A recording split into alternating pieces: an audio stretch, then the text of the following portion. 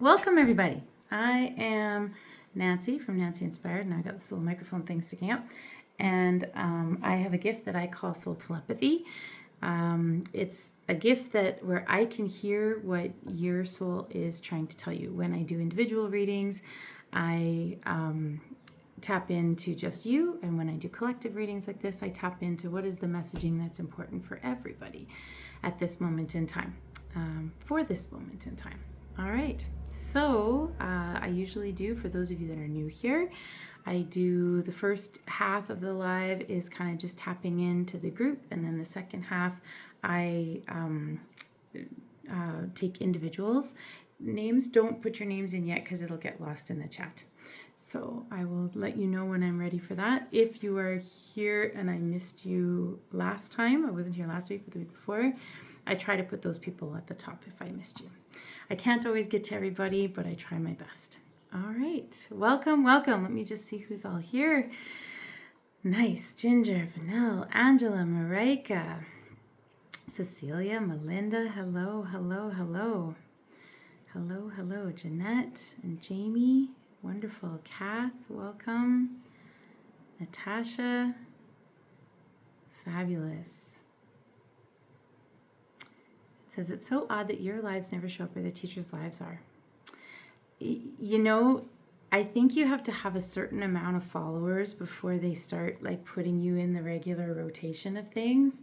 Because I've had that comment a few times that people have tried to find my meditations and stuff and they've had trouble because I'm just a little person at 1,000 followers. But I appreciate every single one of you. All right, my friends. Let's get started. So the first thing I like to do is I just create an energy bubble around all of us as protection. So I'm just going to ask that we cleanse, clear, and balance our hearts, our minds, our bodies, and our spirits on all levels for our highest and best good. I'm just asking that everything in this space be cleared. Anything that doesn't serve us, anything that doesn't belong here is not only cleared but repelled.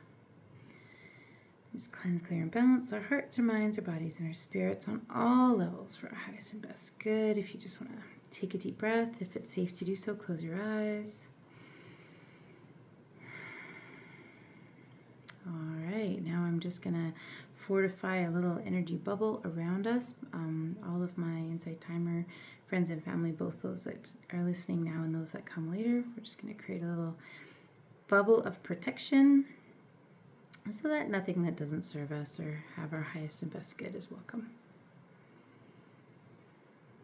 All right, now within that bubble, I ask for permission to connect to all of you. So, can I, may, and shall I do a reading for my Insight Timer friends and family, both those that are here now and those that listen later?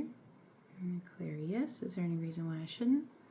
Nope. Then I ask that everybody's intuition be raised to the highest level that they can accommodate with at this moment in time. Allow their souls to speak freely and clearly for everyone's highest and best good. There we go. All right, my friends, we are ready. I'm going to take a quick sip of tea. It's mango hibiscus tea today. All right. Welcome, welcome. Oh, good. You saw it listed, Teresa. Fabulous. Okay. Yeah, I've had different people comment that they couldn't find me on Insight Timer, or they couldn't find. Someone was looking for one of my meditations and they couldn't find me. And you find a difference between the app and the computer.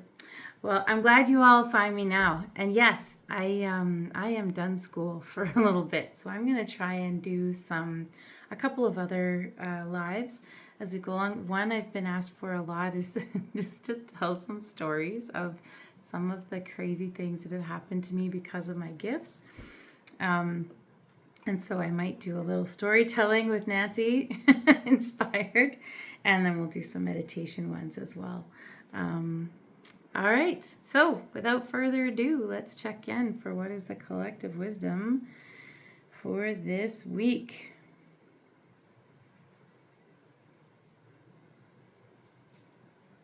All right, interesting. So what I'm hearing is to remember that we have many aspects of ourselves. And we have, okay, there's so much information here. So yes, we have this skin suit level. That's this, Nancy, 54 years, teacher, mom, blah, blah, blah, blah, blah. This is my skin suit. Then we have another layer, a deeper layer, that is like a soul level layer. And in that soul level is like timeless. It spans multiple lifetimes, multiple timelines. It's like this bigger, expansive part of ourselves. It's always connected to divine wisdom, collective consciousness, and can be existing in multiple places at multiple times. There is a bridge between those. There's a bridge between that expansive soul level timeline and or existence and our skin suit. And that bridge has lots of different rungs on it, is what I'm hearing. So that bridge has our epigenetics, our ancestral genetics, our past life memories, all the different things that make up our wisdom. It's our ability to connect to divine consciousness, collective consciousness, to each other, like we are right now. There's 35 of us, 36 of us here right now, and we're all connected. That's part of that bridge between that big soul. So kind of think of it as the ocean is that big soul level expansiveness, and a glass of water would be us. the pipes or the ways to get the ocean into the glass of water is those bridges.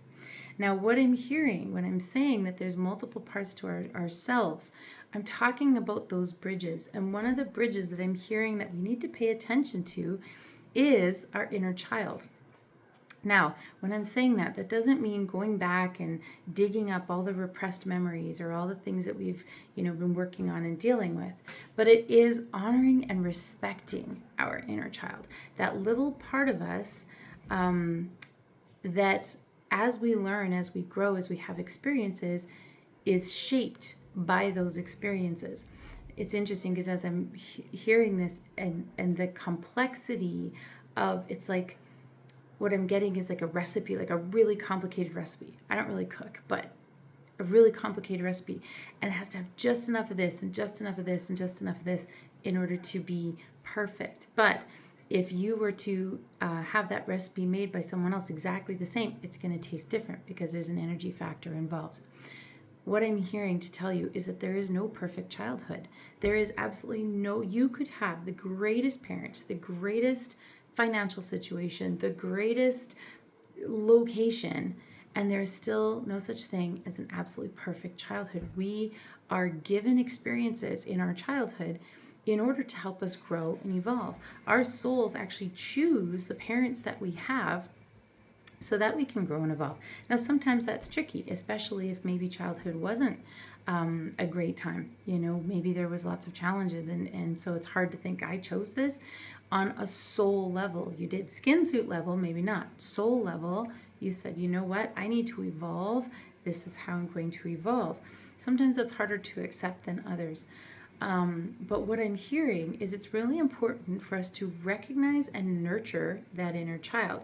Now, again, I'm hearing it's not necessarily supposed to be that we're like deep diving into, painful childhood memories. What it's about is more creating a bridge. Sorry, I was just hearing more creating a bridge from that pocket of connection, that part of ourselves, that inner child stuff, that little person that's in us, into what's now. So what I'm hearing is that there are aspects to ourselves, the things that we want to grow, the things that we want to change, the things that we want to get better at, the things that we want to improve on so that we can improve our own quality of life. A lot of those have a root in our inner child. Now, again, I keep hearing to stress this. This isn't about digging up childhood trauma. This isn't about digging up all the terrible things. What it's recognizing is those patterns and those bridges. So I'm hearing to tell you a story, of course. So my family probably would not like me sharing this, but I often felt that my sister was a lot more like my parents. My parents and my sister have a lot more similar personality than mine. So often, I'm trying to be delicate here in case they listen. Often I felt that my thoughts and opinions and feelings were second to my sister. My sister also had a bigger personality, not just a bigger personality, I was probably the louder one, but had a stronger personality. And so I feel like often, in order to make sure that everything was good there, things were second for me. Now, did that really affect me terribly? Not really. It was something I think every youngest child has to go through. Not saying it was super traumatic, but what I'm hearing is that the reason why I'm supposed to tell you the story is often in my life, what I feel like I'm allowing boundaries to be crossed. So I think my life's sole purpose on this planet is to learn how to set boundaries.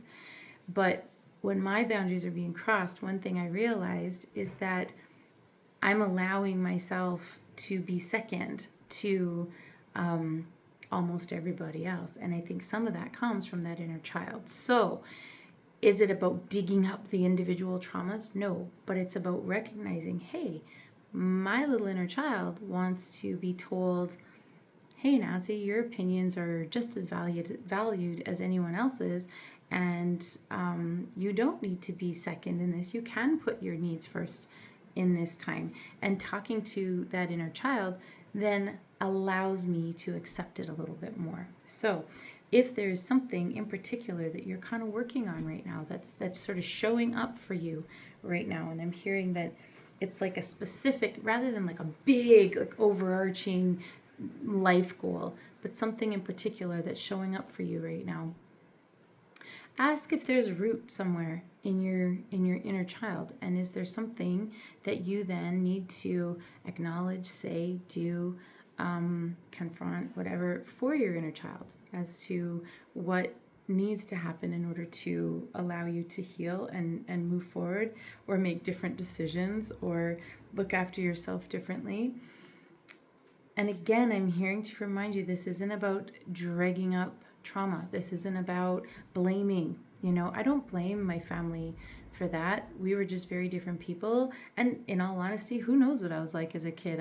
I could be pretty, I know if my granddaughter is like me, which I'm pretty sure she is, sometimes there's just no thought that the existence is so in the now. There's no thought for what the consequences could be. And so there was probably a lot of trying to just keep me safe. But in my mind, it turned into I need to take a second place to different things. So again, it's not about digging up the trauma, but it is about listening to your inner child. It is about hearing your inner child and asking your inner child, what is it you need here? Why are you following these patterns? Why are you on this particular path? What is it that you need? And sometimes it's simply, this is what I'm hearing, I haven't actually tried this myself, but I'm hearing that sometimes it's simply an acknowledgement. Sometimes it's just I hear you, I see you, and that's enough to make it be okay. I know with some of the kids I work with, that are non-speakers, and they use assistive communication devices, sometimes they just need to be heard. So they'll be having, kind of a dysregulated moment, and if they can use their device to tell me even just what's wrong or what's bothering them, I don't even have to change it. I don't have to do anything different. I just have to hear them, and then they're able to regulate. And so I have that image in my mind that sometimes we just have to acknowledge, okay, little Nancy, I get that sometimes you felt second to your sister, but you're not. And you don't need to carry that forward into these decisions that you're making right now, which are allowing your boundaries to be crossed because you're not second. That kind of thing. That's what I'm hearing. All right, that's it on that one. I'm going to take a sip of water, or actually tea. If that lands for you, let me know. Lands for me, that's for sure. maybe I'm hijacking here. Hello, Gloria Shabbat. Welcome. I always love it when you're here. All right, so next bit, hi Jovita. Next bit of messaging, what do I hear? I hear that I'm thirsty. I find when I do all the talking, blah, blah, blah, I get thirsty. Hi Joel, welcome. Welcome, welcome. All right, next bit of messaging that I hear for us today. Okay, back on the same topic here. So again, you've got that big soul level thing, and there's a bridge between our skin suit and that deeper soul part. And we just talked a little bit, if you're just coming on, about one of the parts that we need to acknowledge sometimes is our inner child, and what our inner child is asking for and trying to connect with and tell us. But now what I'm hearing is that there's also, it's very important to acknowledge our inner feminine and our inner masculine. And that we all have feminine and masculine traits. In fact, okay, this is interesting. What I'm hearing is how we have defined feminine and masculine, and how we have created and encultured, is the word that I'm hearing, feminine and masculine, is a little bit askew. And there seems to be almost like a hierarchy within feminine and masculine traits. And what I'm hearing is that that is not, that's not how we should be thinking about it. That there isn't a hierarchy of feminine and masculine traits. What it is, okay. So what I'm hearing, I just saw like a paint palette, and if you add like a light color, like a white to a blue, you're going to get a light blue. If you add like a black or a dark color to a blue, you're going to get a dark blue. Light blue or dark blue, there's no value in terms of what is better. Light blue isn't better than dark blue, and dark blue isn't better than light blue. It depends on the situation and what you're using it for. You know, if you're trying to paint a beautiful summer sky, I'm looking out the window, you're going to want a light blue. If you're trying to paint a beautiful night sky, you're going to want a dark blue. There isn't a hierarchy. There isn't a value in terms of which one's better. It's which one do we need to call upon within ourselves at different times. And what I'm hearing is to recognize both our inner feminine and our inner masculine. Now, interesting, because I'm not sure, I know I've been exploring a little bit, understanding my divine feminine in the last little while, but I'm not, as I'm hearing this messaging, totally understanding how then do I connect to my inner masculine and inner feminine. So I'm just going to ask so that I can share it with you. How do we connect? How do we understand our masculine and our feminine?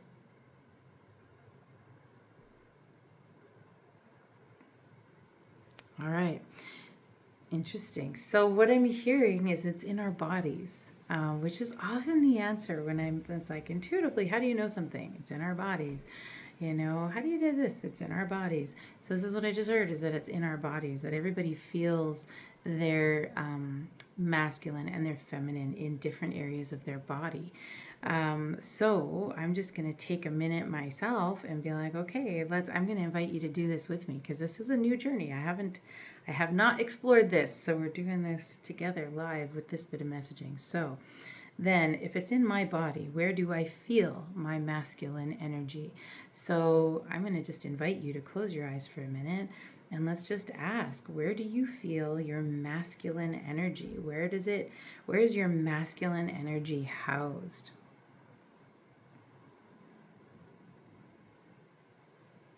Interesting. Curious where it is for all of you. If you want to put it in the chat, maybe you need a little bit more time. Tapping into my body is something that I do regularly, so it's pretty instantaneous for me. But if you need a few more seconds, where do you feel your masculine energy? Where is it housed? For me, it showed up kind of between my sacral chakra and my solar plexus, a little bit lower, like kind of sacral chakra is kind of, oh, Ginger, you too. Sacral chakra was where I felt that masculine energy cast at the right side of the body. Curious if anybody else has something different. Yeah, low. Yeah, me too. It felt low.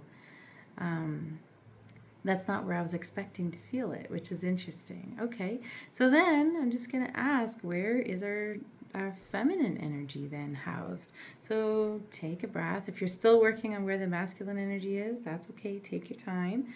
But I'm just going to ask, where is my feminine energy housed? All right, so for me, it's heart. Yeah, up higher, heart here. Kind of heart, yeah, between the heart and throat. Ginger, I think we're in alignment, you and I, it seems like. For me, it was in my heart and throat. That does not mean it's going to be the same place for all of you, okay? Um, Maybe your divine masculine and feminine are in the same spot. Maybe it's in your hands. It doesn't matter. What I think is um, the messaging here is that it's in our bodies. Okay, so what I'm hearing is that we are made magically. Yes, we have our physical skin suit level, but on another level, there's a whole layers and layers and layers of information. It's like a giant encyclopedia. It's like a giant, and all this information is there. But what I'm hearing is that it is in us. Like, we are made with this information. It's just a matter, it's kind of like a big library. We just have to understand where that information is categorized, so that, all right, so I'm hearing, when you at least know the section, if you're looking for a book and you go to the library and you're looking for a book, you go to a particular section, you'll find that book, as opposed to walking around aimlessly, or not even inside the library, or walking in the parking lot, right? If you know roughly where you need to go, then it's easier to find what you need to call upon. And so I'm hearing that our bodies are like a giant library, and all the information, energetic information, esoteric information, all the wisdom we need is housed within our bodies. This is like, our bodies are like the library shelves. And so if for me, the masculine energy is coming from that kind of sacral to root area, and if my feminine energy is housed in my heart and throat, if I need to call upon my divine feminine, if I get the instinct that I need to do that, I now know at least where to look, right? So being aware of where these things are in your body. Now I'm hearing, what if I'm wrong? The thing is that it is in us. That knowledge is in us, right? That knowledge is part of us, and however we access it is how we access it, right? And if I'm believing that my divine masculine energy is in that sacral to root chakra area, if it allows me to tap into divine masculine energy, does it matter if that's actually where it is, right? It's like placebo effect, right? Does it matter if it's causing the desired effect? If the desired effect is to heal this, and it's actually a placebo, right? It's still getting the desired effect. So are we wrong?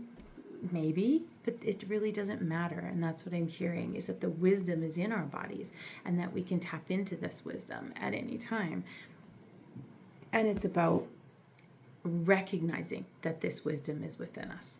So using it as a divine roadmap. But that's what I'm hearing, is as we are journeying, as we are working on things, to recognize that we have these tools within us. We have our inner child that's speaking to us. We have our divine masculine, divine feminine that are speaking to us.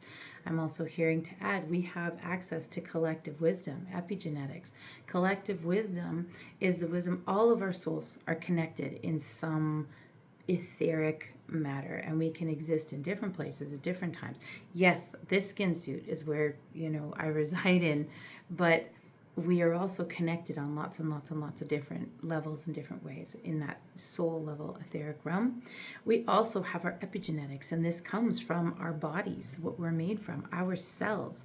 Our cells have stored information from our ancestors, from the people that came before us and the people that came before them.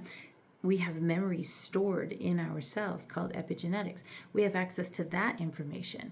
So we have access to collective consciousness. We have access to divine wisdom. We have access to epigenetics. We have access to our divine feminine or divine masculine. We have access to our inner child. We have access to so much information anytime we need it, is what I am hearing. It's a matter of just asking and connecting and then listening. And Shabbat says, I also went ahead to inquire about inner child location. It's a beautiful exercise. Oh, I love it. Okay, let's do that. Let's do that. Let's take a moment. I love that idea. Let's take a moment, close your eyes, and let's just ask, where is the inner child? Where's my inner child housed? Where's my inner child housed?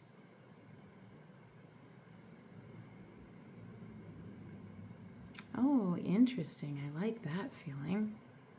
All right, I don't know where it was for you, but my inner child was kind of in two places. I felt it as if I had wings, like if I had wings where they'd attach on my shoulder blades, I felt like little hands on my wings, and then also in my solar plexus. So that is where my inner child is housed. I've never done this before. Now I know when I need to tap into my inner masculine, I know where to go. My inner feminine, I know where to go. My inner child, I know where to go. Love it. Lately, I feel like all of my timelines are mushing together. It's a lot to sort through. Yes. Yes. And yours was in the center sternum. Me too. Ginger, we're on the same, we got the same body going on. Inner child's in your smile. Oh, I love that, Jay. Fabulous. Yovita, back of the heart chakra. That's kind of where I felt like with the wings, kind of at the back of the heart chakra. Beautiful. And the point is, it doesn't matter. It doesn't have to be in the same place for everybody. The point that I'm hearing is that we have access to this wisdom in ourselves all the time, whenever we need it. I know I've shared this story many, many times because it's such an integral story to who I am. But when I received my gift in a dream, when I received the gift of soul telepathy, when I was told, we're giving you the gift of soul telepathy, your job is to help elevate human consciousness one person at a time. When I was given that gift, before I was given the gift, the being that I was speaking with or connecting with embraced me, gave me basically a hug, and their head was here. And at that moment, I had complete understanding of everything. Like I understood everything. I don't even know how to describe that feeling, but I understood everything. And then when he pulled away, or when they pulled away, they were very androgynous, so I know it was male, but when they pulled away, I felt that information leaving me. I felt it leaving me, and I was kind of grasping to get it, and the response was that I can't keep all of that at the same time in this human condition, in this human skin suit. I can't keep that information, but I have access to that information, drops at a time whenever I need it. And I know that, and that's your intuition, and you have access to that information whenever you need it. That vast soup of information, you can sip from it whenever you need it. We just have to remember to ask, and the next part is we have to remember to listen. So that is the next bit of messaging I'm hearing, is about listening. I'm just going to have a cup of tea. Oh, Jay, I love that. Bubbling up with joy, your inner child. That's beautiful. That childlike joy. All right. So the next little bit of messaging I'm hearing is about learning to listen. And this is probably the harder part. Accepting that you have the knowledge and you have the wisdom. You have access to this wisdom at all times through your body as a conduit, as a connection to this wisdom. The trick is learning to listen. So what I'm hearing is the first step is asking, where is it? Where is it in my body? Where is it housed? That's a really great first step. And whatever part of your body you become aware of, even if it's your eyelash, you know what? It doesn't matter. Like I said, it's like you're finding the shelf and then you can find the information. And if that's your way in, then awesome. So finding it in your body, where is it, is the first step. The next step is trusting the information you get. So, okay, when you are receiving divine information, regardless of where it's coming from, how it's coming in. You know, when I first started receiving messages for people, it always came up, still does, come from my upper right side. Even now, as I'm channeling the wisdom, it's coming in this way for me. Sometimes the information will come at me this way. Even if it sounds the same, it doesn't feel the same. Information that is meant for you feels like love and bliss. And what I mean that if you think of a situation like, you know, walking in a beautiful forest and you look at the trees and how you feel when you look at trees, that is what divine information feels like. If you have a moment of connection where you're laughing and having fun with a friend, that is where that divine information lives.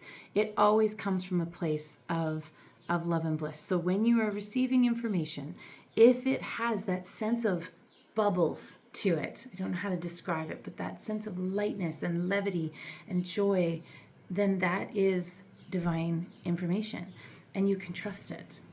And learning to listen and to trust that information. It's funny because I was about to say is tricky, and what I actually heard was is easy. My skin suit wanted to say it's tricky, but the actual messaging I was hearing is it's easy. You just have to trust.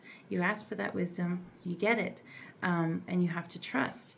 Now, what I'm hearing is that if you're asking for the wisdom and you don't get it the first time, you'll get it in another way, and then you'll get it in another way, and you'll get it in another way until eventually you hear what exactly is meant for you.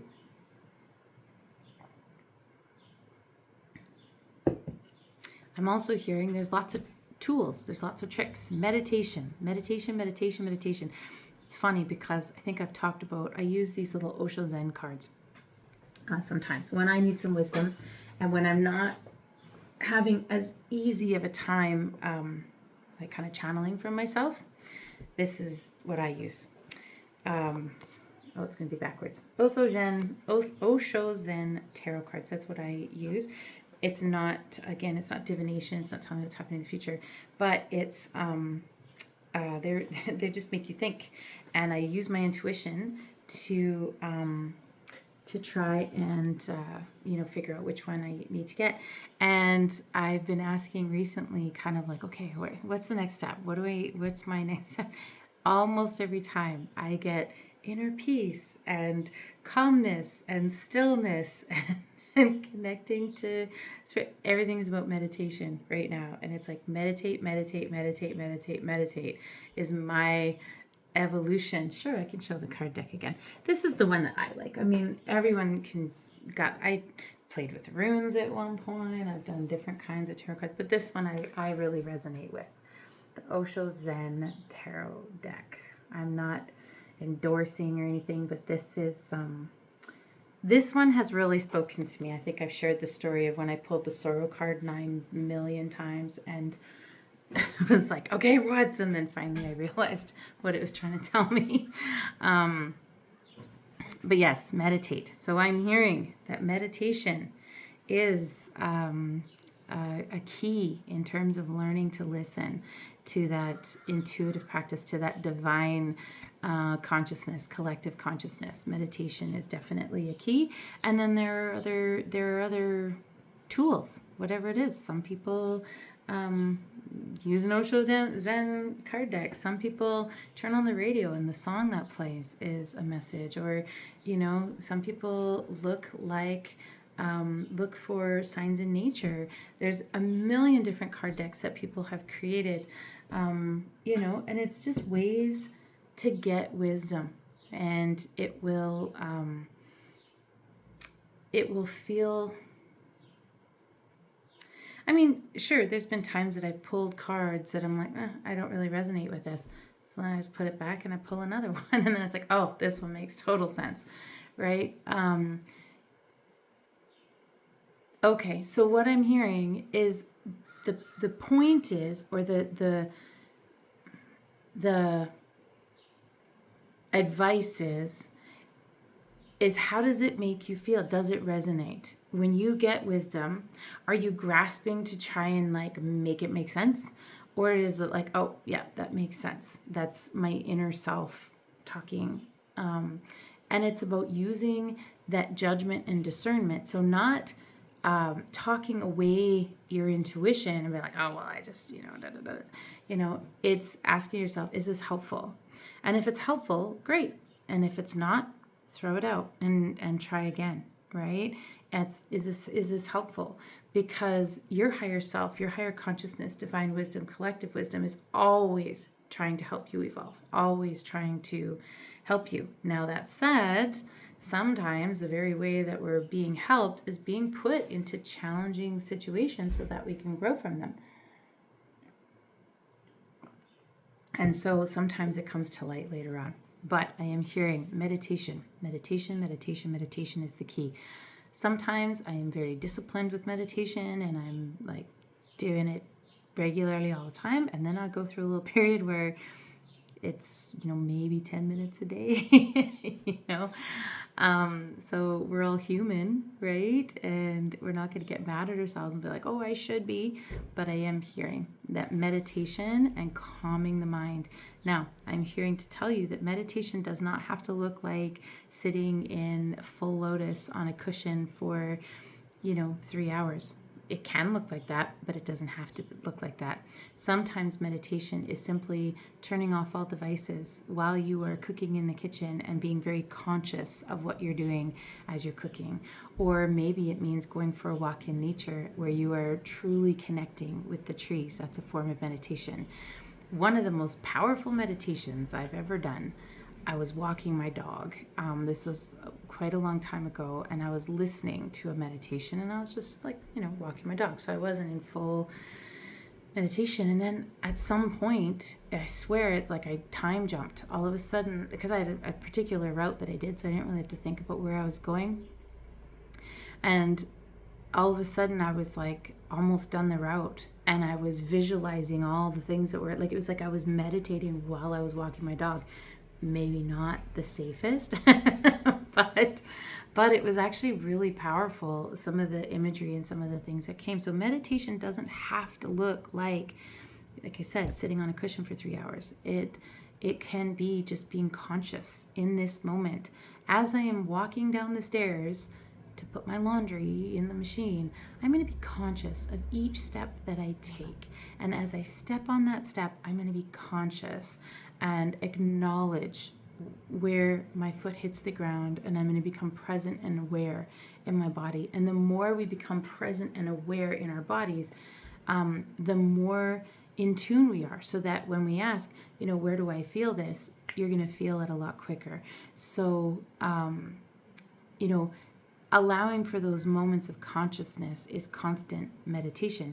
And if you can be disciplined and give yourself time and space to truly sit and clear, that's wonderful. But that's what I'm hearing. Meditation can be instantaneous.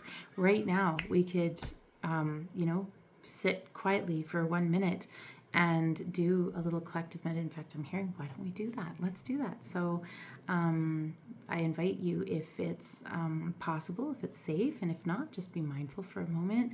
And we're just going to take a moment and be really mindful of your space and your surrounding right now. What is your body touching? What are you sitting on, touching? What are you hearing? Just become really conscious and just open up that expansive, calm, collective wisdom. And if you can, reach out a little mental, that's what I'm getting, is it's almost like little handshakes. People are like, hi, I can feel all of you as we connect for a moment. Become aware of your breath.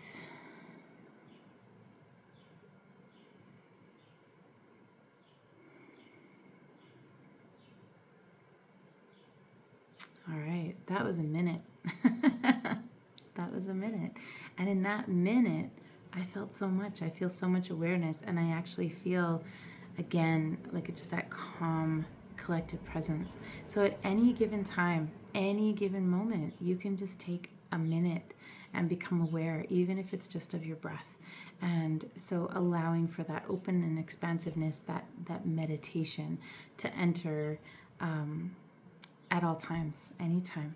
I am just going to, the chat was moving and I wasn't paying attention. The biggest piece for me is learning to trust more. Hold on. Inner child's in the heart. That's where I left off. Yes. Yes. All right. Biggest piece for me is learning to trust more. Yes. And I showed the card deck again. Okay. The Sacred Forest. Ooh, I'm going to have to look that one up. It's a card deck, hey? All right.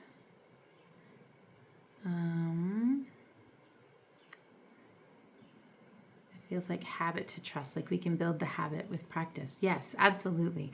I now 100% trust the messages and the stuff that I hear, but it did take some time before I got there.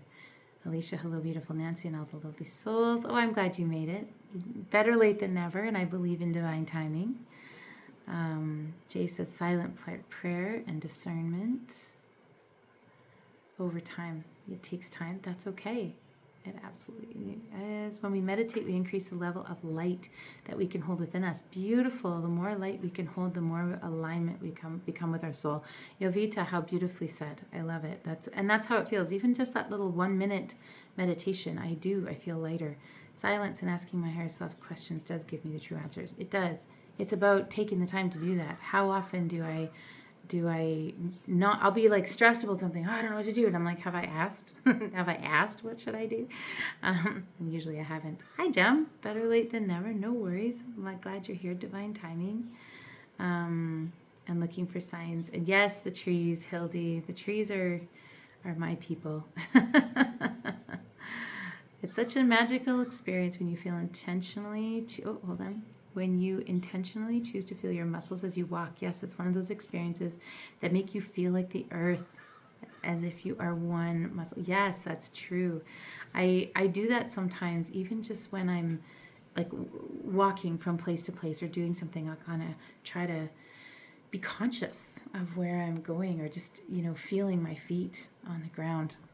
Awesome. All right, let me just tap in. Is there anything else right now?